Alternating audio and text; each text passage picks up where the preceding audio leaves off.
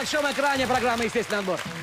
Дорогие друзья, с удовольствием наблюдал, как вы бросаете об стену горох. Не хочу оценивать научность этого метода, потому что народная научность, она собралась здесь, сконцентрировалась здесь, в лаборатории. Мы не говорим о репрезентативности выбора, мы говорим о том, что наши народные эксперты – это рядовые потребители, мы с вами. И пришло время подвести итог. Образцы под номером 1 и 4 не набрали ни одного голоса. Друзья, чем не понравился образец под номером 1? Я обратил внимание на образец номер 1 несоответствие внешнего вида. То есть зеленые горошки чередуются с белыми и сильно обожженными. Это говорит о том, что горох не соответствует качеству. И уже при дегустации горох переспелый. При дегустации он делится на дольки, не жуется практически. В силу природной жадности или природной глупости купил, например, образец номер 1, а ты его не глядя бросил в тазик оливье, ты испортил весь тазик оливье, потому что это кормовой горошек. Соответственно, испорчен просто праздник, испорчен весь Новый год. Поэтому А как встретишь Новый год, так его и проведешь. Поэтому надо запретить этот образец. Итак, образец под номером 1 – это зеленый горошек Коррадо. Плавно переходим к образцу под номером 4, который также не получил ни одного нашего народного голоса. А этот чем горох плохой? На вкус такое ощущение, как будто кушаешь неспелую фасоль, грубо говоря.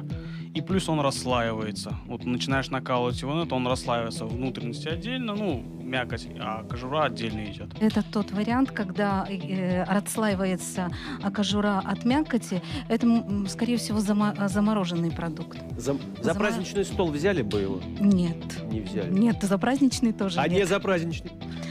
Я не знаю, это уже и в суп не пойдет. В суп не пойдет. Итак, образец под номером 4 – это зеленый горошек Глобус. А что, удивление вызвало это? Марка очень распространенная и пользуется спросом. Поэтому я удивлен, что оказалось такого низкого качества. Вот видите, что дает наша программа, что дает ваш естественный отбор, что дает ваша народная экспертиза. Перейдем к бронзовому призеру. Он набрал 4 голоса, причем пропорционально относительно женских и мужских голосов. Начнем с того, чем не понравился этот горошек. Да, конечно.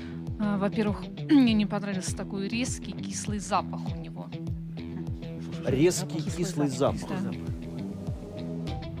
Что-то есть от этого. И по вкусу он вообще безвкусный, то есть ни сладкий, ни соленый, никакой. Зато калибр, говорит, ровный. Нет, я бы такой не купила. А можно не согласиться, пожалуйста? Да. Общественный защитник горошка по образца под номером 5. Тут было озвучено мнение о том, что он никакой, не сладкий. Мне он как раз показался достаточно сладким, но в то же самое время не слишком. То есть он такой адекватный, сбалансированный вкус. Адекватный горошек. Это что-то новое. Нет, я не адекватный горошек практически. Но, по крайней мере, я бы добавил его в салат, если бы у меня была возможность приготовить салат. Что ж, давайте узнаем, что же за марка адекватного горошка. Итак, образец под номером 5 – это зеленый горошек 6 соток. Вице-чемпион, образец под номером 2, который собрал 7 голосов, примерно пропорционально, хотя мы понимаем, что 7 на 2 не делится. Друзья, чем понравился? Давайте уж теперь поговорим о чем-то хорошем. Чем понравился этот Давайте, горох? Александр, смотрите, значит, во-первых, с точки зрения практичности, это единственный из представленных горошков, у кого есть ключ. Так, внимательный вы наш. Так, в походе это очень будет удобно. Не нужно будет бегать по лесу, у медведей спрашивать открывалки. Значит, по поводу вкуса. Вкус, вы знаете, напомнил, знаете, когда с тех самых колхозных полей набираешь зеленого горошка и в стручках, да, этот молодой зеленый горошек сладкий. И именно этим напомнил сладкий этот вкус. Еще плюс здесь немутный рассол. Вы на это обратили внимание? Да, немутный рассол, но не знаю, насколько это правильно.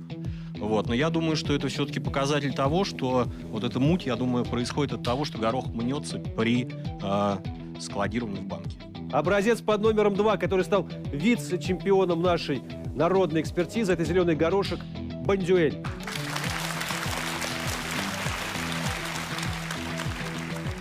И образец под номером 3, который стал чемпионом, абсолютным чемпионом. За него проголосовало большинство наших народных экспертов. Друзья, чем понравился этот горошек? Мне понравился этот горошек.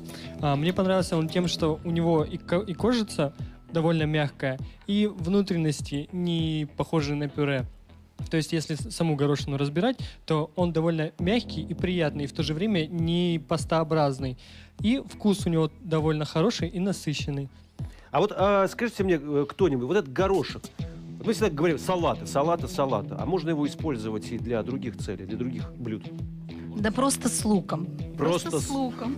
Как вы вкусно говорите это. А? Ну что ж, откроем секрет, хотя секретом это уже не является, для меня, по крайней мере, что образец под номером 3. Это зеленый горошек. Дядя Ваня. Секрет Полишинеля!